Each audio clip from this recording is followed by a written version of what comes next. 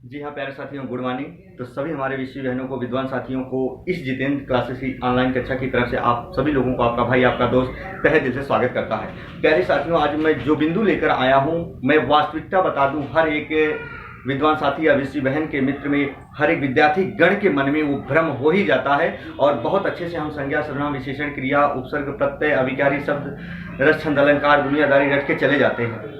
पर कभी कभी प्रश्न ऐसा पूछ लेता है और जवाब नहीं दे पाते हो। आज उसी पर हम आपसी वार्तालाप करेंगे और मैं रियल बता दूं, आपके लिए बहुत लाभकारी, बहुत हितकर होगा, 100% गारंटी है। लेकिन ये पढ़ के जरूर जाना।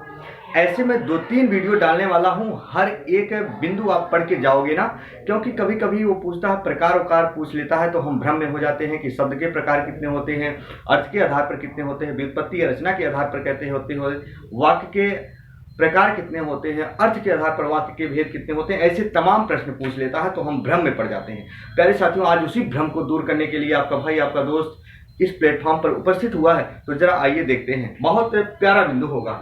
जैसे मैंने कहा, सबसे पहले देखो, यहाँ रचना या बनावट के आधार पर शब्द के प्रकार कितने होते हैं? 3 होते हैं। रचना या बनावट के आधार पर शब्द के प्रकार 3 होते हैं। वो रूढ़, यौगिक, योग रूढ़ शब्द। इसका वीडियो मैं बना चुका हूं, जो विद्यार्थीगण नहीं देखे हो देखें, मजा आ जाएगा। ऐसे आएगा 4 ऑप्शन में कि रचना या बनावट के आधार पर शब्द के कितने प्रकार होते हैं, जवाब दे देना 3। ऐसे पूछेगा, उत्पत्ति या स्रोत के आधार पर शब्द के कितने प्रकार होते हैं? उत्पत्ति या स्रोत के आधार पर शब्द के कितने प्रकार होते हैं? 5। क्या होता है? तत्सम, तद्भव, देशज, विदेशज और क्या? संकर। नंबर 1 के प्रश्न है। फिर देखो, रूप एवं प्रयोग के आधार पर शब्द के कितने प्रकार होते हैं? मैंने क्या कहा? रूप एवं प्रयोग के आधार पर शब्द के कितने प्रकार होते हैं? प्यारे साथियों, 2। एक विकारी शब्द, एक क्या होता है? अविकारी शब्द। विकारी शब्द 4 होते हैं, संज्ञा, सर्वनाम, विशेषण, क्रिया। अविकारी शब्द भी 4 प्रकार के होते हैं, क्रिया विशेषण, संबंध बोधक, समुच्चय और विस्मयादि बोधक। याद रखना, विकारी शब्द 4 होते हैं, अविकारी शब्द 4 होते हैं। और ऐसे पूछ लिया जाए, रूप एवं आधार, रूप एवं आधार के आधार पर, रूप एवं विकार के आधार पर, जैसे मैंने यहाँ दिया, देखो जरा, रूप एवं प्रयोग के आधार पर शब्द के प्रकार तो 2 होते हैं। लेकिन ऐसे ही अगर पूछ ले प्रश्न कि रूप एवं प्रयोग के आधार पर शब्दों की कुल संख्या कितनी हो जाएगी, तो 4 विकारी, 4 अविकारी जोड़ोगे तो कितने हो जाएंगे? 8 हो जाएंगे। प्यारे साथियों, तो देखो, यहाँ अर्थ के आधार पर शब्द के जो प्रकार होते हैं वो 4 होते हैं। अर्थ के आधार पर शब्द के 4 प्रकार होते हैं। अगर 4 ना रहे ऑप्शन में, तो याद रखना, अर्थ के आधार पर शब्द के प्रकार 2 मार के आना, क्योंकि एक होता सार्थक, एक होता निरर्थक। यदि वो ऑप्शन में नहीं रहेगा, प्यारे साथियों, मैं फैक्ट बोल रहा हूं, नहीं धोखा खा जाओगे, तो अर्थ के आधार पर शब्द के 4 प्रकार मानना। क्या होता है? एक एकार्थी। एकार्थी का मतलब जिसका एक अर्थ होता है और जितने भी व्यक्तिवाचक संज्ञा के उदाहरण होते हैं वही एकार्थी शब्द होते हैं। कहीं नहीं मिलेगा प्यारे साथियों, मेरी गारंटी। जी हाँ, अनेकार्थी जिसका अनेक अर्थ हो, अनेकार्थी जिसका अनेक अर्थ हो, जैसे हम कहते हैं कनक। अब कनक सोना को भी कहा जाता है, धतूरा को भी कहा जाता है। हम कहें कर, कर का मतलब एक होता हाथ, कर का मतलब होता है टैक्स भी। तो याद रखना, जिसके अनेक अर्थ होते हैं। समानार्थी, समानार्थी में क्या होता है प्यारे साथियों ना? समानार्थी में आता है पर्यायवाची।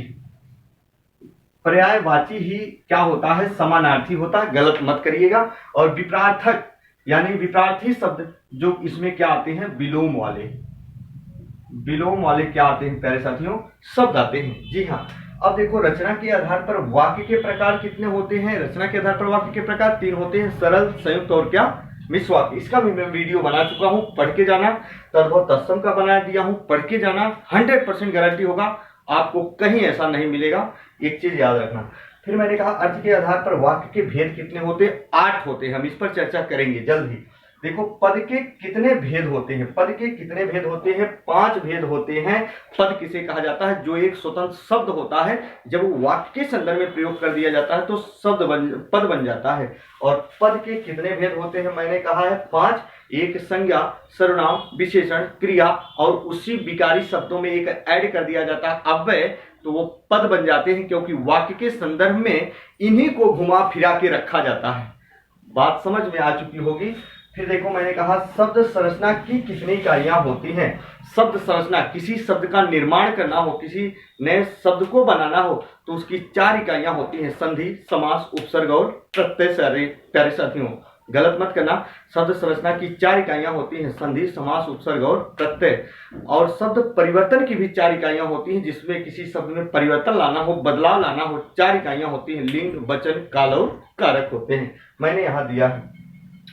और क्या है, रूप एवं प्रयोग के आधार पर शब्दों की कुल संख्या कितनी होती है। मैंने 4 विकारी, 4 अविकारी यहाँ बताया। कितने प्यारे साथियों, 8 बताया है।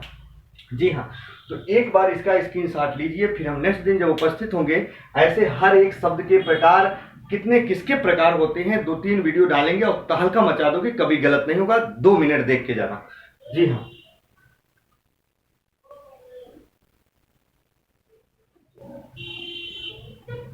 चलो तो प्यारे साथियों, हमारा आपसे यही अनुरोध होगा, जितेंद्र क्लासेस के साथ जुड़कर आप हिंदी व्याकरण को कंसेप्ट वाइज सीखें।